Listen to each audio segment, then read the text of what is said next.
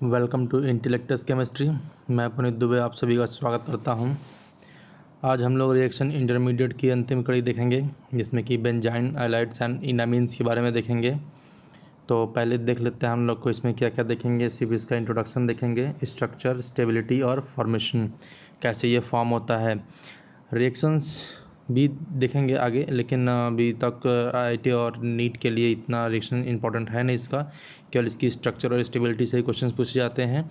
तो आज यही देखते हैं। चलिए शुरू करते हैं। क्या बेंजाइन, हाइलाइट्स एंड इनामीन्स। चलिए तो पहले हम देख लेते हैं बेंजाइंस के बारे में। व्हाट इज़ बेंजाइंस, ठीक है। तो ये क्या होता है, 1,2-डाइडिहाइड्रोबेंजीन, मतलब बेंजीन होता है, इसके दो प्लेस से दोनों हाइड्रोजन निकल जाते हैं। किस किस प्लेस से? साइड बाय साइड 1 और 2 प्लेस से।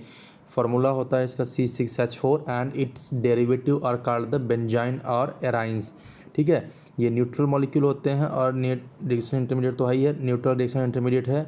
और इस सीरीज में जो सबसे सिंपलेस्ट होता है वो बेंजाइन इटसेल्फ होता है, और विदाउट एनी सब्स्टिट्यूशन जो होता है वो सबसे सिंपलेस्ट होता है। और ये जो फार्मूला या फिगर जो आपको दिख रहा है फिगर में, उसको हम लोग बोलते हैं 1,2-डाइहाइड्रोबेंजीन। तो ये बेंजीन का डेरिवेटिव होता है, जिसमें से हाइड्रोजन को निकाल लिया जाता है, ठीक है। चलिए अगला पॉइंट क्या बोलते हैं यहाँ पे। अगला पॉइंट यहाँ पे है, it is derived from the benzene ring by removing 2 substituent. कोई भी सब्स्टिट्यूएंट, नॉट ओनली हाइड्रोजन, कोई भी सब्स्टिट्यूएंट लगा होगा तो उसको वहाँ से रिमूव करते हैं। किस किस प्लेस से? Place 1 and place 2, side by side, okay. Then one position in the form of the electrophile and other in the form of the nucleophile। मतलब जो दो सब्स्टिट्यूट निकाले जाते हैं, एक तो इलेक्ट्रोफाइल के फॉर्म में निकाला जाता है और एक न्यूक्लियोफाइल के फॉर्म में। तो ध्यान देने वाली बात है कि इलेक्ट्रोफाइल निकलता है तो इलेक्ट्रॉन डेफिशिएंट होता है, ठीक है।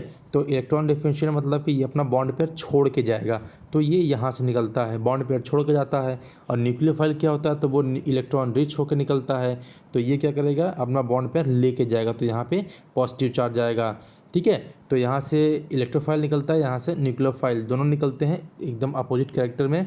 और ये इनका रेजोनेटिंग स्ट्रक्चर है, दो रेजोनेटिंग स्ट्रक्चर है जो इसको स्टेबिलिटी प्रोवाइड करती है। चलिए अब आगे देखते हैं इसकी स्ट्रक्चर कैसा होता है। This external pi bond is very weak. ये कैसा होता है? बहुत वीक होता है। And benzene is a very unstable intermediate. Unstable मतलब कि इसकी एनर्जी बहुत हाई होती है और ये बहुत अनस्टेबल होता है, ठीक है।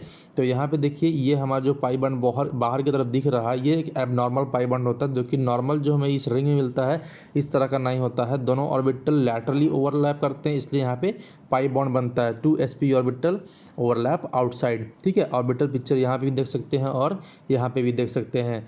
और ये बॉन्ड जो होता है इसके पैरेलल में नहीं होता, इसका कुछ एंगल होता है, वो हम लोग आगे देखेंगे। चलिए अब बात करते हैं यहाँ पे डाइपोलर स्ट्रक्चर के बारे में, जो हम ऊपर प्लस चार्ज माइनस चार्ज के साथ देखे हैं। तो dipolar structure explains the electrophilic character of the benzene. मतलब कि डाइपोलर स्ट्रक्चर क्या दिखाता है कि उसका इलेक्ट्रोफिलिक कैरेक्टर कैसा है। The resonating structure tells us that two additional electrons do not interact with the pi electron cloud involving the Huckel number of pi electrons। मतलब क्या हुआ, हक्कल नंबर ऑफ pi electrons मतलब कि उस बेंजीन की aromaticity से है, कि बेंजीन एरोमेटिसिटी में 6 इलेक्ट्रॉन प्रेजेंट होते हैं जो कि रिंग में है।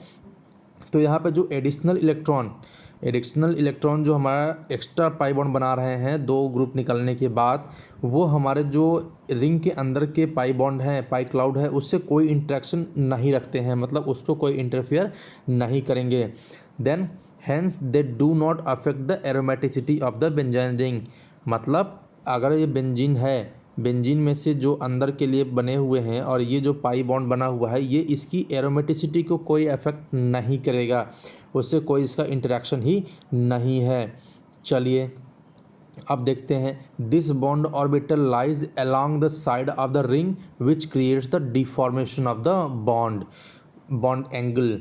कितना हमें पहले ही पता था, कुछ बॉन्ड एंगल पे होता है, तो वो एंगल कितना होता है, 120 से 180 डिग्री पे होता है। Then the deformation of the bond angle causes a strain and make the species highly reactive. इसी एंगल की वजह से वहाँ पे क्या होता है, एंगल स्ट्रेन आता है। एंगल स्ट्रेन आने की वजह से क्या होता है, उसकी स्टेबिलिटी कम हो जाती है और उसका एनर्जी क्या होता है, हाई हो जाता है। और मॉलिक्यूल कैसा हो जाता है, बहुत रिएक्टिव, हाईली रिएक्टिव स्पीसीज बन जाता है ये। चलिए बेंजाइन हो गया हमारा। अब बात करते हैं आइलाइड्स के बारे में। आइलाइड्स क्या होते हैं ये हम कार्बन आयन में एक बार देख चुके हैं, तो यहाँ पे as a reaction intermediate new form में देख लेते हैं। Ylides are defined as the compounds in which a positively charged heteroatom. Heteroatom की बात करते हैं तो यहाँ पे other than carbon, hydrogen, oxygen की बात होगी। तो यहाँ पे nitrogen, sulphur, phosphorus, arsenic and selenium की बात करेंगे। ये कैसे होते हैं? Positively charged, is connected to the carbon carrying a negative charge, मतलब कार्बन आयन की बात हो गई यहाँ पे। They are also referred as the vicinal ionic intermediate. Vicinal क्यों बोलते हैं? क्योंकि एक बॉन्ड के दो सिरे पे, एक पे प्लस चार्ज होगा, दूसरे पे minus charge, side by side होते हैं, इसलिए इसको क्या बोलते हैं? विसनल आयनिक इंटरमीडिएट्स। ये मेनली तीन तरह के हो सकते हैं। कौन कौन से? नाइट्रोजन आइलाइड्स, फास्फोरस और सल्फर आइलाइड्स होते हैं। तो देखते हैं तीनों का स्ट्रक्चर कैसा होता है, तो ये हम देखते हैं यहाँ पे। चलिए यहाँ पे हमने देख लिया किसके बारे में, आप देखते हैं स्ट्रक्चर। ये क्या है? फास्फोरस दोनों का है, पॉजिटिव चार्ज यहाँ पे है, नेगेटिव चार्ज यहाँ पे है। ये कार्बन आयन है और ये हेटेरोएटम विथ पॉजिटिव चार्ज है। तो इसका जो नेगेटिव चार्ज है ये इसके डी ऑर्बिटल में जाता है। किसके? पाई बॉन्ड पी के वैकेंट डी ऑर्बिटल में जाएगा। पी मतलब फास्फोरस के वैकेंट डी ऑर्बिटल में। तो यहाँ पे कैसा होता है? पी पाई और डी पाई बॉन्डिंग होती है, जिसकी वजह से इसकी स्टेबिलिटी बढ़ जाती है कार्बन आयंस की। तो इसको बोलते हैं फास्फोनियम आइलाइड्स। सेम एज सल्फर के लिए बात करेंगे तो यहाँ पे नेगेटिव चार्ज इसके वैकेंट डी ऑर्बिटल में जाएगा और ये डबल बॉन्ड बनाएगा। इसको बोलते हैं सल्फोनियम आइलाइड्स। ठीक है, क्या बोलते हैं इसको? सल्फोनियम आइलाइड्स। चलिए अब बात करते हैं नाइट्रोजन के बारे में, ये कैसा होता है। तो अगर हम नाइट्रोजन आइलाइड्स की बात करते हैं तो यहाँ पे नाइट्रोजन प्रेजेंट होगा अलॉन्ग विथ पॉजिटिव चार्ज। तो इसका पॉजिटिव चार्ज यहाँ पे जाता है और इसको स्टेबलाइज करता है यहाँ पे नाइट्रोजन के द्वारा और डबल बॉन्ड बना के। तो इसको बोलते हैं नाइट्रोजन आइलाइड्स। ठीक है, अब बात करते हैं स्ट्रक्चर फर्स्ट और सेकेंड हमने मार्क किया हुआ है। तो structure first is known as the ylide structure. क्या होता है? Ylide structure. And the non polar structure second जो ये होता है इसको बोलते हैं आइलीन स्ट्रक्चर। आइलीन क्यों बोलते हैं? क्योंकि यहाँ पे कोई चार्ज नहीं है, डबल बॉन्ड है, इसलिए इसको क्या बोलते हैं? आइलीन। और यहाँ पे चार्ज है इसलिए इसको क्या बोलते हैं? आइलाइड स्ट्रक्चर। ठीक है, चलिए अब बात करते हैं इसकी स्टेबिलिटी की। तो स्टेबिलिटी कैसा होता है? Stability, phosphorus ylides are much more stable than the nitrogen ylides. मतलब नाइट्रोजन से बहुत ज़्यादा स्टेबल होता है क्या? Phosphorus ylides. And sulphur ylides have a low stability. Sulphur की आइलाइड स्टेबिलिटी जो होती है वो कम होती है। दूसरा पॉइंट क्या होता है? Most of the ylides are strong nucleophiles. मतलब उसकी जो इलेक्ट्रॉन डोनेटिंग कैपेसिटी है वो ज़्यादा होती है। किसकी? आइलाइड्स की। और द बेसेज, न्यूक्लियोफाइल और the bases and are very important in the organic synthesis. Organic synthesis में बहुत इंपॉर्टेंट रोल है। नेम रिएक्शन हम लोग इसका इस्तेमाल करेंगे तो वो नेम रिएक्शन में पढ़ेंगे जब रिएक्शन मैकेनिज्म पढ़ेंगे।